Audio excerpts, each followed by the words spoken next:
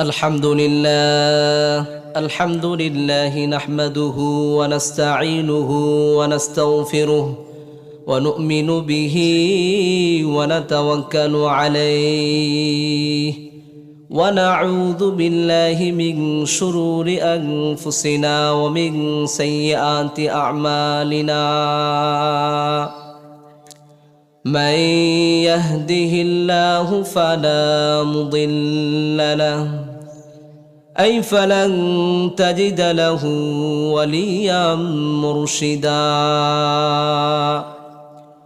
ونشهد أن لا إله إلا الله وحده لا شريك له ونشهد أن سيدنا ومولانا محمدًا عبد الله ورسوله أما بعد فقد قال الله تعالى في كلامه المجيد وفي فرقانه الحميد أعوذ بالله من الشيطان الرجيم بسم الله الرحمن الرحيم إن الله وملائكته يصلون على النبي يا أيها الذين آمنوا صلوا عليه وسلموا تسليما সবাই মুহাব্বতের সাথে দরুদ ইব্রাহিম পাঠ করি আল্লাহুম্মা সাল্লি আলা মুহাম্মাদ ওয়া আলা আলি মুহাম্মাদ كما صليت على إبراهيم وعلى آل إبراهيم إنك حميد مجيد اللهم بارك على محمد وعلى آل محمد كما باركت على إبراهيم وعلى آل إبراهيم إنك حميد مجيد नहीं दू जहां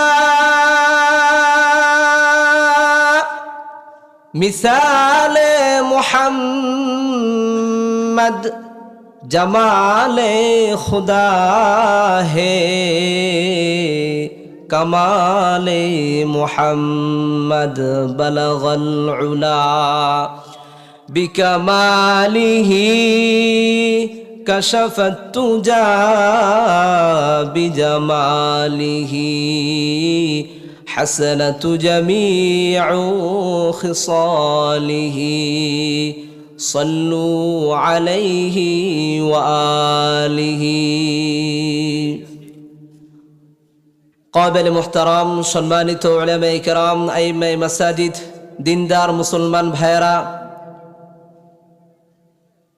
দারুল ইহসান নুরানি হাফেজিয়া কওমি মাদ্রাসার উদ্যোগে আয়োজিত চতুর্থ বার্ষিক মাহফিল আল্লাহ তাআলা আল্লাহ জাল্লা শানুহু আমাদেরকে দুনিয়ার সমস্ত ঝামেলা থেকে মুক্ত করে এই দ্বীনি মজলিসে এই দ্বীনি পরিবেশে আসার বসার এবং কিছু কথা বলা শোনার মতো তৌফিক দান করলেন এই জন্য সকলেই অন্তরের অন্তঃস্থল থেকে শুকরিয়া জ্ঞাপন করছি আলহামদুলিল্লাহ। সম্মানিত উপস্থিতি, একটি বিষয় অতীব জরুরি, যেই বিষয়টি আমাদেরকে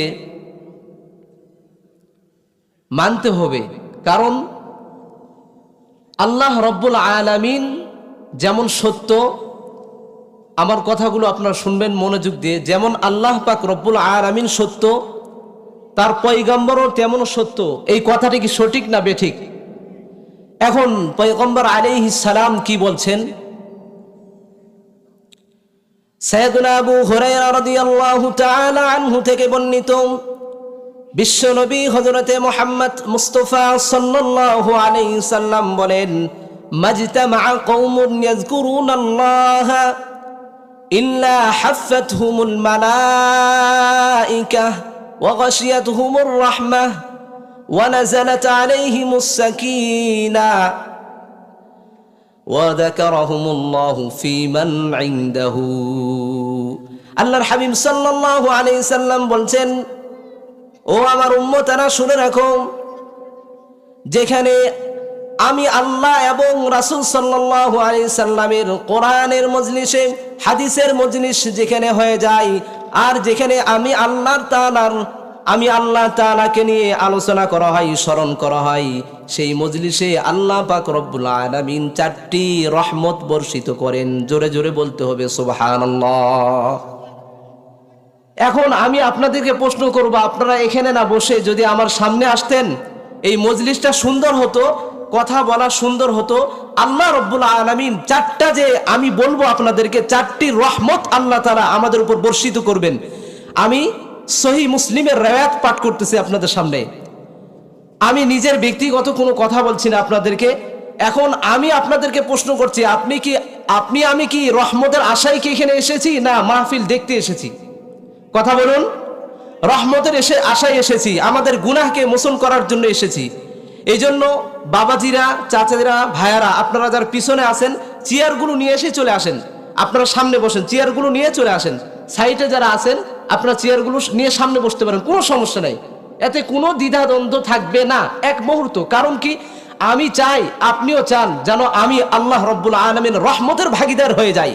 এই জন্য একেবারে হাত জোর করে বলবো যে আপনারা একটু, আমরা যেন রহমত প্রাপ্ত হই, এই জন্য আমরা কাছাকাছি চলে আসি।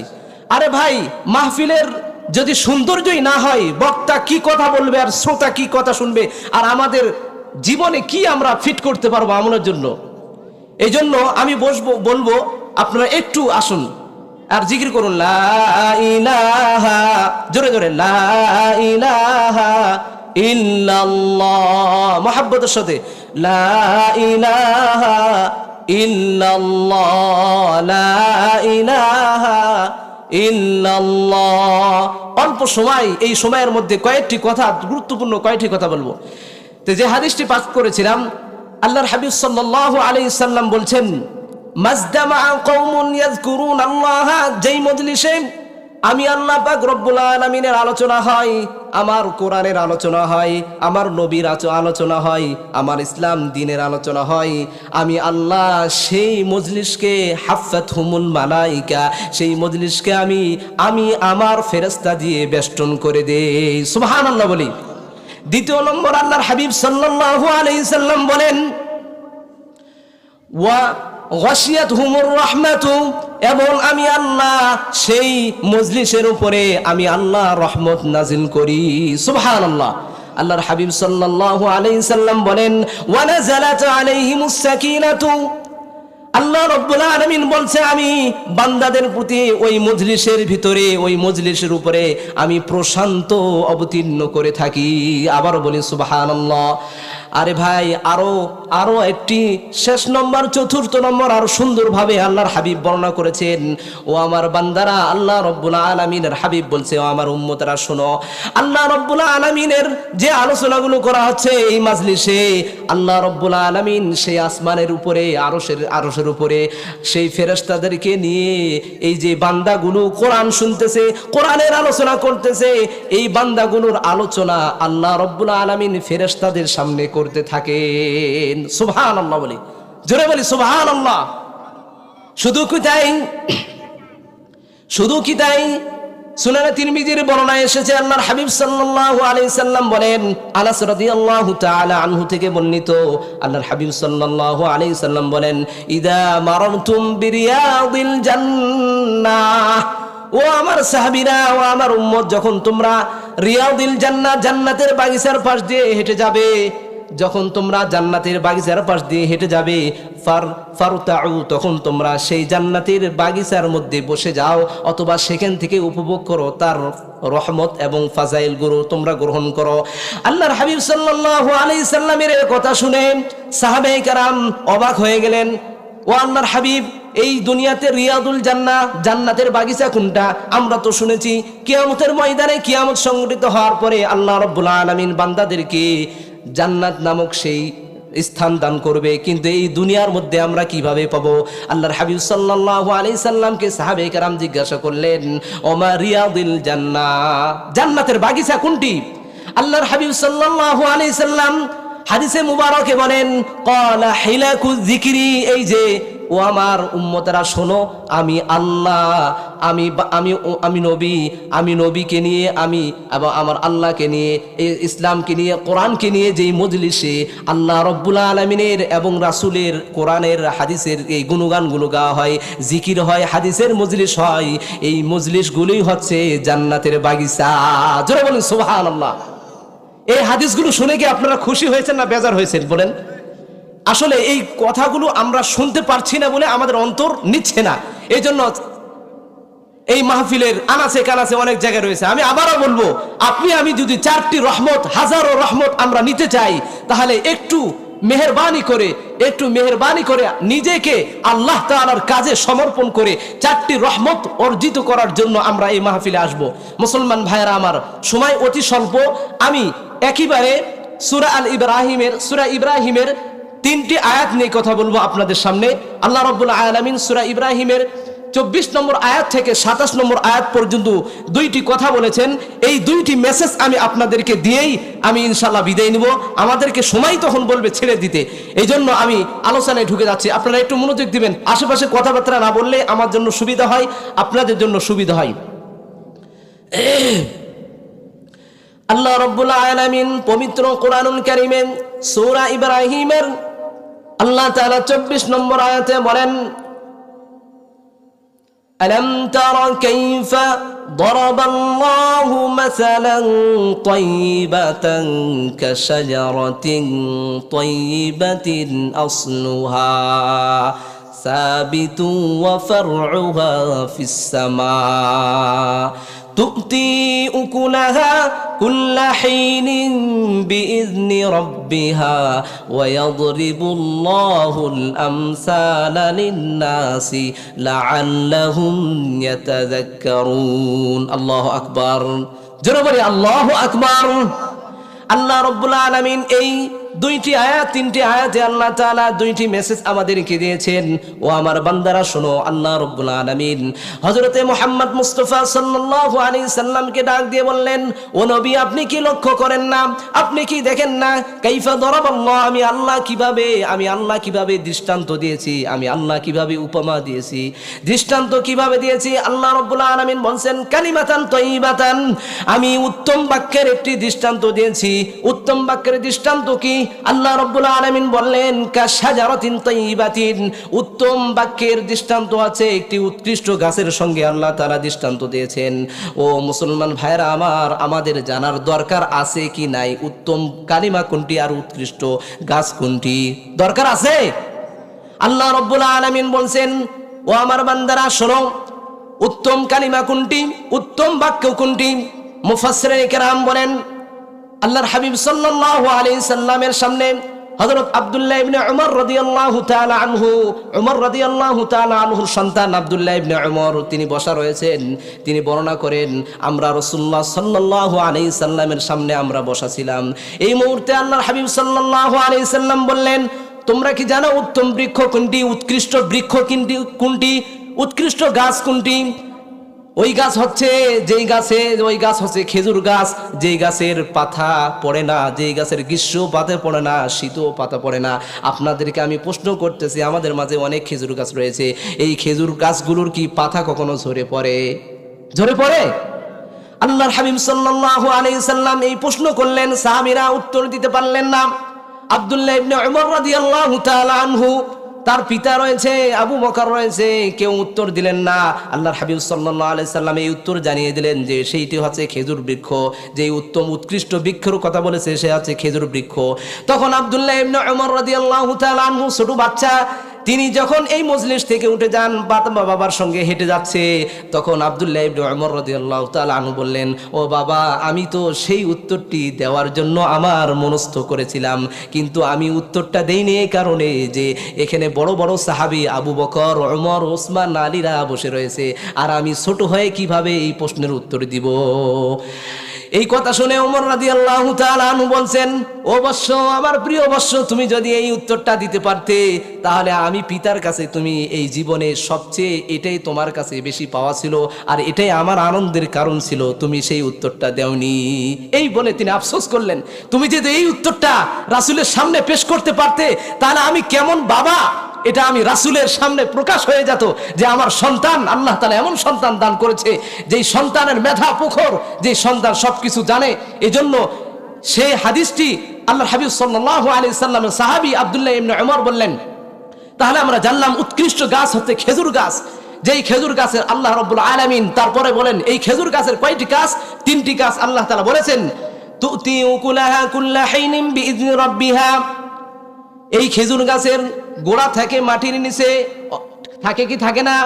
এই খেজুর বৃক্ষের গোড়াটি থাকে মাটির নিচে, আর আল্লাহ রাব্বুল আলামিন বলছেন এর কাণ্ডগুলো ওয়া ফারউহা ফিস সামা, এর কাণ্ডগুলো আকাশের দিকে উঠে যায়। এরপরে আল্লাহ রাব্বুল আলামিন বললেন এই যে খেজুর বৃক্ষ এটা আল্লাহ তাআলার হুকুমে তুতি উকুলাহা কুল্লা হিনিন বিইذনি রাব্বিহা, এই খেজুর বৃক্ষটি সময়ে সময়ে আল্লাহ তাআলার হুকুমে মৌসুমে 6 মাসে 2 মাসে এভাবে সারা বছরে, আমরা আপনারা জানি সৌদি আরবে সব সময় খেজুর পাওয়া যায়। কারণ কি? একটা খেজুর গাছ যদি আজকে আমাদের বাংলাদেশে যদি আম যদি সিজনও পাওয়া যায়, অসিজনও পাওয়া যায়, তাহলে খেজুর বৃক্ষ কেন পাওয়া যাবে না? খেজুর গাছ কেন খেজুর ধরবে না? খেজুর কেন দিবে না? এই জন্য এই খেজুর বৃক্ষ আল্লাহ তাআলার হুকুমেই সর্বদাই খেজুর দান করে থাকে। আল্লাহ রাব্বুল আলামিন 3টি দৃষ্টান্ত, 2টি দৃষ্টান্তর কথা খেজুর গাছ দ্বারা উপমা দিলেন। মুসলমান ভাইয়েরা আমার একটু স্মরণ করুন, আল্লাহ রাব্বুল আলামিন এই যে খেজুর বৃক্ষ, তার গোড়া মাটির নিচে, তার শাখা উপরে, এবং সে যে ফল দেয়, 3টি তার কাজ। আল্লাহ রাব্বুল আলামিন উপমা দিচ্ছে, ও বান্দা শোনো, এই যে উত্তম বাক্য, উত্তম কালিমা, এটা হচ্ছে মুমিন বান্দার যে অন্তর রয়েছে, এই অন্তরে যে আল্লাহ রাব্বুল আলামিনের উপর বিশ্বাস, অগাধ বিশ্বাস, লা ইলাহা ইল্লাল্লাহ, এই বিশ্বাস যে মুমিন বান্দার রয়েছে। আর মুমিন বান্দা হচ্ছে যে উৎকৃষ্ট খেজুর বৃক্ষ, এটা হচ্ছে মুমিন বান্দার দেহ, আর দেহের মধ্যে যে কালিমা নামক দৌলত রয়েছে, এটা হচ্ছে কালিমাতিন তয়্যিবাতিন, উত্তম বাক্য, উৎকৃষ্ট উত্তম বাক্য। তাহলে মিলান, একদিকে মুমিনের দেহ হচ্ছে খেজুর বৃক্ষ, আর মুমিনের অন্তরে যে কালিমা রয়েছে এটা হচ্ছে সেই উত্তম বাক্য। এরপরে মুমিন যখন আমল করে, এই আমলগুলো আল্লাহ রাব্বুল আলামিনের আসমানের উপরে পৌঁছে যায় কি যায় না? কি জন্য যায়? মুমিনের অন্তরে যে তাওহীদ নামক দৌলত রয়েছে, এই তাওহীদ নামক দৌলত থাকার কারণে মুমিন যখন নামাজ পড়ে, হজ করে, রোজা রাখে, ভালো কাজ করে, পিতামাতার সাথে সদাচরণ করে, ছোটদেরকে স্নেহ করে, বড়দেরকে মহব্বত করে, বড়দেরকে শ্রদ্ধা করে, তাজিম করে, সম্মান করে, এই কাজগুলো যখন মুমিন করে, তখন এই মুমিনের আমলগুলো খেজুরের বৃক্ষের ন্যায় যেমন তার ডাল উপরে আল্লাহ তাআলার কাছে এই যে আমাদের আমলগুলো পৌঁছে যায়। সকলে বলি সুবহানাল্লাহ। আল্লাহ রাব্বুল আলামিন এভাবে বোঝানোর চেষ্টা করলো যে দেখো আমার বান্দারা, যে খেজুর বৃক্ষ যেমন ফল দিচ্ছে, তুমি যে আমল করতেছো এই আমলগুলো তোমাকে আমি সওয়াব হিসাবে দিচ্ছি। সুবহানাল্লাহ। এই যে আল্লাহ রাব্বুল আলামিন একে এই দৃষ্টান্ত পেশ করে এটাই বললেন। 1 নম্বর দৃষ্টান্ত এখানে কাফের আবার মুমিনের, তাহলে মুমিনের দৃষ্টান্ত এখান থেকে আয়াত থেকে প্রতীয়মান হলো যে প্রকৃত মুমিন হতে হলে আল্লাহ রাব্বুল আলামিনের সেই কালিমা নামক দৌলত রাখতে হবে।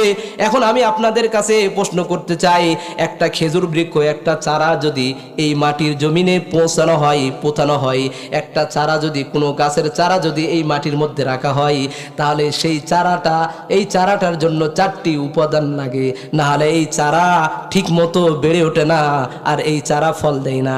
4টি উপাদান কি কি? একটি গাছ হওয়ার জন্য সর্বপ্রথম তাকে মাটির সাথে সংযোগ করতে হবে, করতে হবে কি হবে না? দ্বিতীয় নম্বর, সেই চারাকে পানি দিয়ে সিঞ্চিত করতে হবে। তৃতীয় নম্বরে, সেই চারাকে আবহাওয়া এবং বাতাস যেন সেই চারা পায়। চতুর্থ নম্বরে, সেই চারা যেন রোদ পায়। তাহলে এই 4টি উপাদান পেলে একটি গাছ তখন সুন্দরভাবে বেড়ে ওঠে, আর এই গাছ থেকে ফল পাওয়া যায়। আল্লাহ রাব্বুল আলামিন বোঝানোর চেষ্টা করলেন, বান্দারা শোনো, এই যে চারা রোপণ করা হচ্ছে, এই চারা যদি তুমি বেষ্টনী না করো, তাহলে এই চারা খেয়ে ফেলবে, কীটপতঙ্গ খেয়ে ফেলবে, এবং চতুষ্পদ জন্তু খেয়ে ফেলবে, অনেক পোকামাকড় খেয়ে ফেলবে। এই জন্য আমরা কি করি? একটি বেড়া দিয়ে দেই, একটি গাছকে লাগিয়ে আমরা সুন্দরভাবে বেড়া দিয়ে দেই, আমরা জমিন চাষ করে একটি বেড়া দিয়ে দেই। এই সব কাজগুলো আমরা করে থাকি। আল্লাহ রাব্বুল আলামিন বলছেন, বান্দা শোনো, তুমি তোমার তাওহীদকে রক্ষা করার জন্য তোমাকে 4টি কাজ করতে হবে। যেমন গাছকে তুমি লাগিয়ে 4টি উপাদান দিয়ে তুমি ফল ভোগ করার চেষ্টা করেছো, আমি আল্লাহ রাব্বুল আলামিনের বান্দারা, আল্লাহ তাআলা যেই তাওহীদ নামক কালিমা দিয়েছে, এই তাওহীদ নামক কালিমাকে আপনার আমারে অন্তরে রাখতে হলে আমাদেরকে সর্বপ্রথম 4টি কাজ করতে হবে। কয়টি কাজ? কয়টি বলেন? কয়টি কাজ করতে হবে? 4টি কাজ করতে হবে। আল্লাহ রাব্বুল আলামিন বলছেন, বান্দা, প্রথম নম্বর কাজ, আমি যে এক আল্লাহ, কালিমা তাওহীদে তুমি স্বীকার করেছো, আশহাদু আল্লাহ, সবাই পড়ি, আশহাদু আল্লাহ ইলাহা ইল্লাল্লাহু মুহাম্মাদুর রাসূলুল্লাহ। সকলে একটু জিকির করি, লা ইলাহা ইল্লাল্লাহ, লা ইলাহা ইল্লাল্লাহ, জোরে জোরে, লা ইলাহা ইল্লাল্লাহ, লা ইলাহা ইল্লাল্লাহ, একটু পানি নেশো তো, লা ইলাহা ইল্লাল্লাহ, জোরে জোরে জোরে মহব্বতের সাথে একটু জোরে জবানটা খুলি। বাপজানারা জীবনে কত কি করেছি, এই মুহূর্তটা বলা হয়েছে জিকিরের মজলিস, ওয়াজের মজলিস, কোরআনের মজলিস, হাদিসের মজলিস। একটু জিকির করি মহব্বতে, লা ইলাহা ইল্লাল্লাহ, লা ইলাহা ইল্লাল্লাহ, হাসবি রব্বি জাল্লাল্লাহ, মা ফি শাফি গায়রুল্লাহ, লা ইলাহা ইল্লাল্লাহ, জোরে জোরে, লা ইলাহা ইল্লাল্লাহ, লা ইলাহা ইল্লাল্লাহ, লা ইলাহা ইল্লাল্লাহু মুহাম্মাদুর রাসূলুল্লাহ। এই যে কয়েকটি লোক আছে না, অনেক ভালো লাগতেছে, অল্প সংখ্যক লোক আছে কিন্তু কথাগুলো শুনতেছেন, আমাকে অনেক ভালো লাগছে। আপনাদের প্রতি আমি মন থেকে কৃতজ্ঞ জানাচ্ছি। কিন্তু আমি যেই ভাই কথা বলে গেলেন, সুন্দর কথা বলছে, আপনারা ওই সময় এই শৃঙ্খলাটা রাখেন নাই। এটা জরুরি ছিল, যেই কথা বলুক, আল্লাহ তাআলা যাকে কবুল করেছেন সেই এখানে আসতে পারছে। আপনাদেরকে, আমাদেরকে, সকলকেই এই শ্রদ্ধা, এই সম্মান করতে হবে। আপনি আমাকে সম্মান দিচ্ছেন না তো, আপনি সম্মান দিচ্ছেন স্বয়ং কোরআনুল কারীমকে।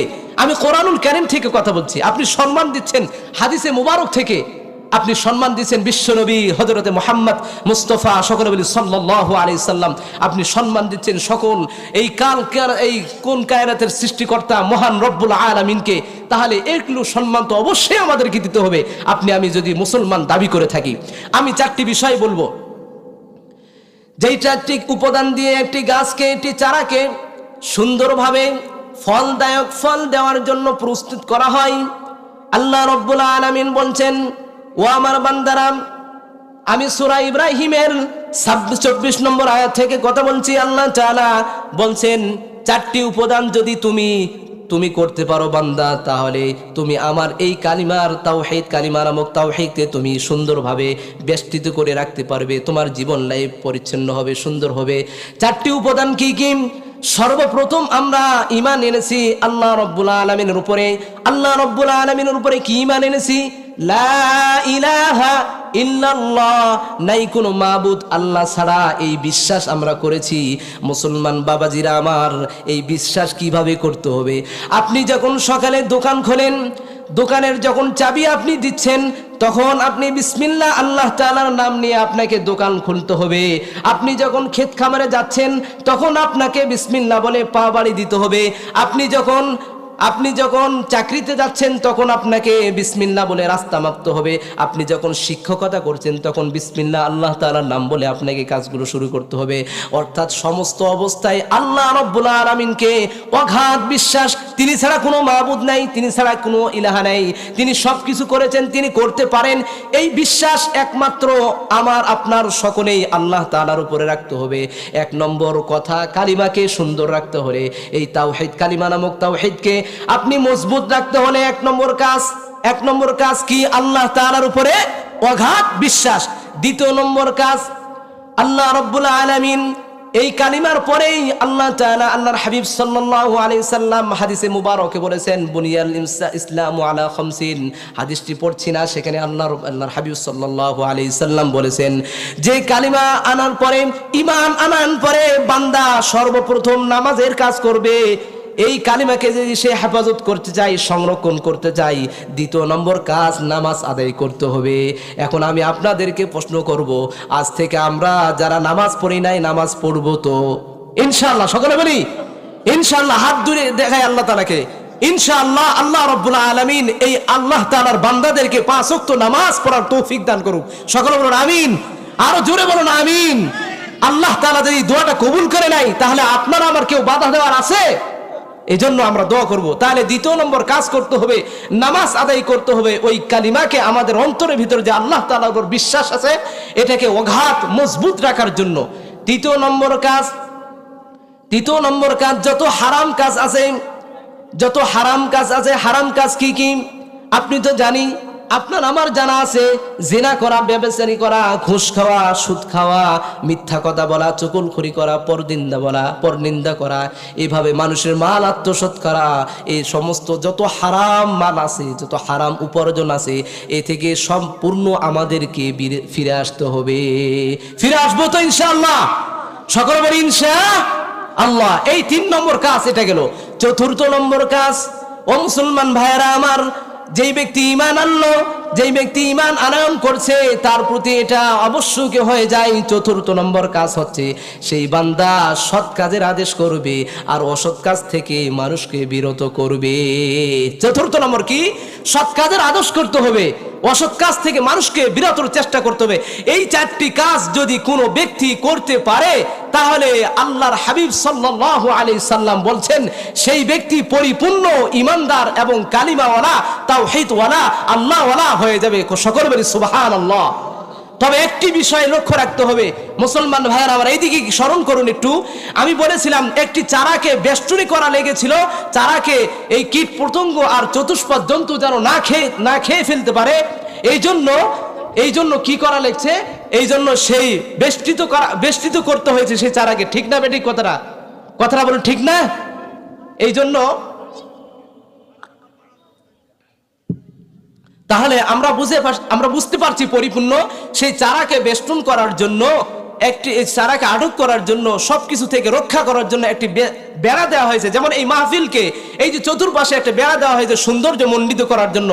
আল্লাহর হাবিব সাল্লাল্লাহু আলাইহি সাল্লাম বলছেন, একটু শুনি যে তিনি বলেন, ও আমার বান্দারা, ও আমার উম্মতারা, শোনো, তোমরা এই কালিমা নামক তাওহীদটা 4টি বিষয় দ্বারা মজবুত করবে, ঠিক আছে, কিন্তু এই ফিতনার জামানায়, এই ফিতনার এই যুগে তোমরা কালিমাকে কিভাবে রক্ষা করবে?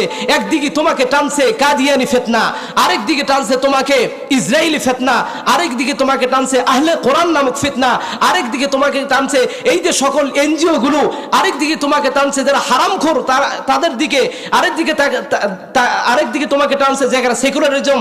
এভাবে তোমাকে সর্বদিকে তারা তোমাকে টানার জন্য শুধু চেষ্টা করতেছে। এই কালিমাকে তুমি কিভাবে আটকাবে? এখন বলুন, কোন ব্যক্তি যদি কাদিয়ানি নামক ফিরকার সাথে মিলে যায় তাহলে সে কি আর মুসলমান থাকতে পারে? পারে না। কাদিয়ানীদের বিশ্বাস কি? তারা আল্লাহকে এক হিসাবে মানে, কিন্তু আমাদের শেষ নবী হযরতে মুহাম্মদ মুস্তাফা সাল্লাল্লাহু আলাইহি সাল্লামকে তারা শেষ নবী হিসাবে তারা আখ্যায়িত দেয় না, শেষ নবী করে না। তাহলে এই কাদিয়া নামক ফিতনা যদি আমাকে টানে তাহলে আমি তো কাদিয়ানি হয়ে যাব। আহলে কোরআন যারা মানে, তারা শুধু কোরআন মানে কিন্তু হাদিস মানে না। তারা যদি শুধু এই কথা মেনে, এই কথা বলে আমাদেরকে যদি তারা কি করে, আমাদেরকে যদি তারা সে আহলে কোরআন নামক দলে নিয়ে চলে যায়, তাহলে আপনার আমার ঈমান অখণ্ড হয়ে যাবে। এজন্য আমি আপনাদেরকে বোঝানোর চেষ্টা করতেছি, এই কালিমাকে রক্ষা করার জন্য আপনাকে আমাকে সমস্ত ফিতনা থেকে পরিবেষ্টিত হয়ে আল্লাহ রাব্বুল আলামিনের উপর অগাধ বিশ্বাস রেখে আমাদেরকে এই 4টি আমল করে কালিমাকে সম্পূর্ণ একবার সুষ্ঠু রাখতে হবে। এই জন্য আমরা রাজি আছি তো? সকলে বলি ইনশাআল্লাহ। 1 নম্বর আয়াতের কথা গেল। 2 নম্বর আয়াত আল্লাহ রাব্বুল আলামিন সেখানে কাফেরের কথা বলেছেন। 2 নম্বর কথা আল্লাহ রাব্বুল আলামিন বলছেন যে কাফেরদের কথা, ওয়ামাসালু কালিমাতিন খবিসাতিন কাশাজারাতিন খবিসাতিন ইজতুসাত মিন ফাওকিল আরদি মা লাহা মিন করার। একটু শুনি, আল্লাহ রাব্বুল আলামিন বলছে, ও আমার বান্দারা শোনো, এই যে একটি হচ্ছে আগে গেল পবিত্র কালিমার আর উৎকৃষ্ট গাছের, এখন বলতেছে আল্লাহ রাব্বুল আলামিন অপবিত্র কালিমা, যেটা খারাপ বাক্য, যেটা খারাপ কথা, এই খারাপ কথা আল্লাহ রাব্বুল আলামিন দ্বারা উদ্দেশ্য করেছেন কাফের মুশরিকরা। আর যে এখানে বলেছেন অনুৎকৃষ্ট গাছ, সেই গাছ দ্বারা মুফাসসিরিন কেরাম বলেন হানজাল গাছ। এই গাছ আমাদের বাংলাদেশে হয় না, সৌদি আরবে হয়তো ওই সময় যেই সময় কোরআন নাজিল হয়েছে আল্লাহ রাব্বুল আলামিন আখ্যায়িত করেছেন, মুফাসসিরিন কেরাম বলেন সেটা হচ্ছে হানজাল গাছ, যেই গাছের ফল দেখতে খুব সুস্বাদু, কিন্তু সেই ফল যদি কোনো ব্যক্তি খায় তার মুখ তিতাতে শেষ হয়ে যাবে, অর্থাৎ অনেক তিতাযুক্ত সেই কাজের ফল। কোন গাছের ফল? হানজাল গাছের ফল। এখন আল্লাহর হাবিব সাল্লাল্লাহু আলাইহি সাল্লাম বলছেন, মুফাসসিরিন যে আমরা আলোচনা করতেছিলাম, আল্লাহ রাব্বুল আলামিন সূরা ইব্রাহিমের 25 নম্বর আয়াতে বলেন, ওয়ামাসালু কালিমাতিন খবিসাতিন কাশাজারাতিন খবিসাতিন ইজতুসাত মিন ফাওকিল আরদি মা লাহা মিন করার। আল্লাহ রাব্বুল আলামিন এখানে 2টি দৃষ্টান্ত পেশ করেছিলেন, একটি ঈমানদার বান্দার জন্য, 2 নম্বর কাফেরদের জন্য। আল্লাহ রাব্বুল আলামিন বলছেন এই যে অনুত্তম বাক্য, এটা দ্বারা আল্লাহ রাব্বুল আলামিন কাফেরকে উদ্দেশ্য নিয়েছেন। আর অনুৎকৃষ্ট যে গাছ, এটা হচ্ছে হানজাল গাছ। এখন আল্লাহ রাব্বুল আলামিন বলছেন এই গাছের মূল জমিনের ভিতরে থাকে না, এর ফল তিক্ত হয়। এই গাছটি জমিনের উপরে থাকে, যখনই বাতাস আসে নড়ে যায়, এটা পড়ে যায়, এটা টিকসই হয় না। আল্লাহ রাব্বুল আলামিন বুঝানোর চেষ্টা করলেন, বান্দারা শোনো, এই যে যারা কাফের, আমি আল্লাহর প্রতি ঈমান আনে না, আমি আল্লাহর প্রতি তাদের বিশ্বাস নেই, আমার নবীকে তারা মানে না, তারা হচ্ছে সেই হানজাল গাছের মতো। হানজাল গাছ যেমন বাতাসে নাড়া দিলে চলে যায়, কাফেরদেরকে একটু ঈমানের কথা বললে, একটু ভালো কথা বললে তারা আর সইতে পারে না, তাদের গা জ্বলে, তারা আমি আল্লাহ তাআলার প্রতি ঈমান আনে না। এই জন্য তাদের দৃষ্টান্ত এমন, হানজাল গাছ যেমন টিকসই হয় না, তেমন তাদের ঈমান না থাকার কারণে তাদের জীবনও টিকসই না। এই জীবনই তাদের জীবন, শেষ জীবন। কিন্তু যখনই তাদের ইন্তেকাল চলে আসবে, তখনই তারা সেই যে জাহান্নামে একবার প্রবেশ করবে, আর কখনো সেই জাহান্নাম থেকে বের হতে পারবে না। কিন্তু অপরদিকে ঈমানদার যারা, তাদেরকে আল্লাহ রাব্বুল আলামিন যে কালিমা নামক দৌলত দিয়েছে, এই যে জীবন শুরু হয়েছে, এই জীবন আর শেষ নয়, মৃত্যুর পরেও আল্লাহ রাব্বুল আলামিন কালিমা তাদের অন্তরে থাকার কারণে আল্লাহ রাব্বুল আলামিন ঈমানদারদেরকে জান্নাতে প্রবেশ করাবেন। সুবহানাল্লাহ বলি। আল্লাহ রাব্বুল আলামিন শেষ নম্বর আয়াত 27 নম্বর আয়াতে আল্লাহ তাআলা এটাই তুলে ধরছেন, ইউসাব্বিতুল্লাহুল্লাযীনা আমানু বিল কওলিস সাবিতি ফিল হায়াতিদ দুনিয়া ওয়া ফিল আখিরা।